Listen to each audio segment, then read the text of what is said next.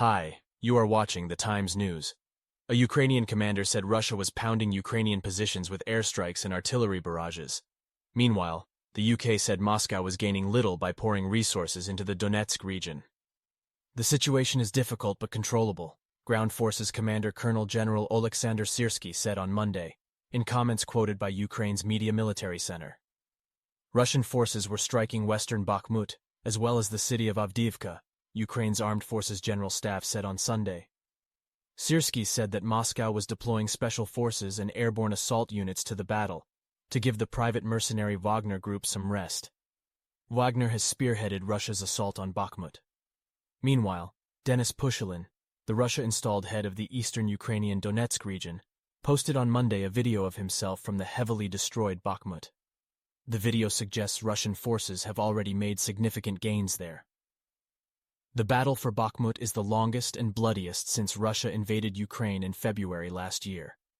Ukrainian authorities and Russian authorities have conducted an exchange of over 200 prisoners of war, both sides said on Monday. Ukrainians have released 106 Russian prisoners of war as a result of negotiations. The prisoners of war, described as military personnel, will be delivered to Moscow. There, they are due to receive medical and psychological assistance, the ministry reportedly added. Ukrainian presidential aide Andriy Yermak, meanwhile, said on Telegram that 100 Ukrainian prisoners of war were returning home. They included military personnel, sailors, border guards, and members of the National Guard. Among those returned are defenders of Mariupol, Azovstal, and Gostomel. Yermak said, the prisoners included those with serious injuries and diseases. It was not an easy exchange, and I am grateful to the entire team, to the coordination headquarters for the treatment of prisoners of war, for doing what often seems impossible to many, he added. They are doing their job, which is very important today.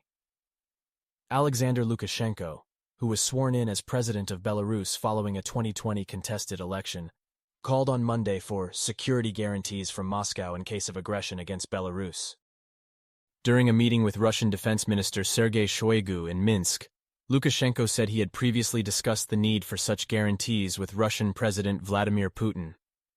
In general, it was said at the talks that in case of aggression against Belarus, the Russian Federation protects Belarus as its own territory.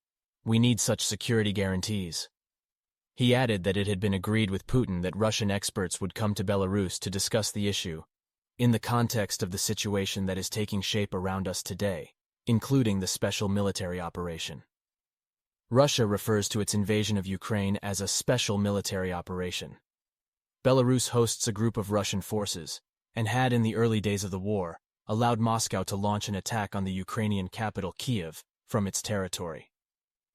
Minsk and Moscow have recently exchanged a series of military drills and high-level officials, sparking speculation that Belarus may soon join an attack on Ukraine. Lukashenko has denied such speculation. The Kremlin has described the leak of U.S. highly classified documents as interesting, ridiculing accusations that Moscow could be behind it. The leaks are reasonably interesting, Kremlin spokesman Dmitry Peskov said on Monday. Everyone is studying, analyzing, and discussing them widely. When asked about allegations that Russia was behind the leaks, Peskov said, I cannot comment on this in any way.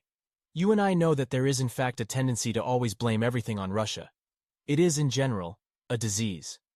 Peskov also commented on the idea that Washington had spied on Ukrainian President Volodymyr Zelensky, saying it could not be ruled out.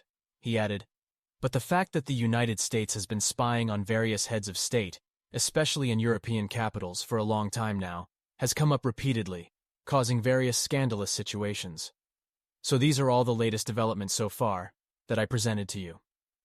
If you like my news, so please subscribe to my channel. See you in the next video. Goodbye.